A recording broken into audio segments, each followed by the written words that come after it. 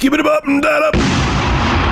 So it seems ever since late 2017, there has been a war against microtransactions from countries such as Belgium and the entire gaming community. And I feel that the turning point where the consumer finally had enough of microtransactions was with Star Wars Battlefront 2. It was just a step too far, and the whole pay-to-win model that EA was trying to force down the customers' throats made a lot of people very angry, and they had enough. And you would think from EA's recent actions that they may have learned their lesson. They promised that any microtransactions they had in games like the upcoming Anthem would only be cosmetic, and at least to the public eye, it seems that EA has learned a valuable lesson and they are stepping away from microtransactions. Well, I got some bad news for you.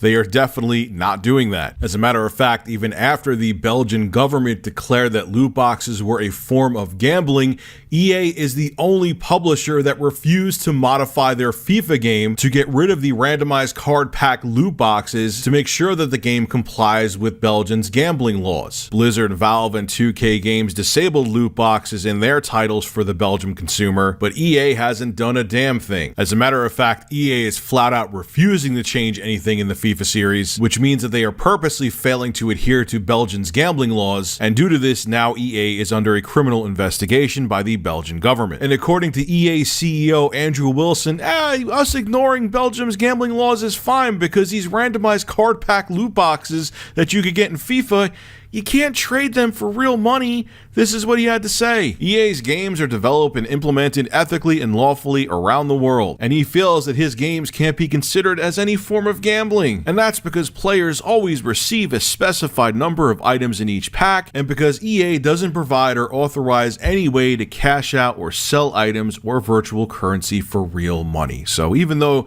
you have no idea what you're getting with these card packs, and that's kind of what makes it gambling, because you're playing a game of chance with your money, hoping that you get some good item, you can't trade them for real money. At least it's not like CSGO where you were able to trade your skins and get some cash off of them. So we're not doing anything wrong, even though it still is technically gambling, but we really want to keep these card packs in our game because we make a shit ton of money off of them, is basically what EA CEO Andrew Wilson is saying. Look, people may outwardly express that they despise microtransactions and loot boxes, but people are buying them and investing in them in droves. I bring up a story that I brought up earlier this year where Activision talked about their 2017 financial results, and they made $7.16 billion in revenue. $4 billion of that was generated by in-game purchases. Now you may think, oh, Rich, who cares? It's probably games like Candy Crush, so on and so forth, free-to-play games that people are buying those microtransactions. But half of those microtransactions came from AAA PC and console in-game purchases. So there is literally billions of dollars on the line. And even EA, even after the whole Star Wars Battlefront 2 debacle, still did really well with microtransactions and add-on content. This is coming from CNBC. EA's live services segment, which consists of in-game purchases and add-on content, surged 39% to $787 million in sales for its fiscal third quarter.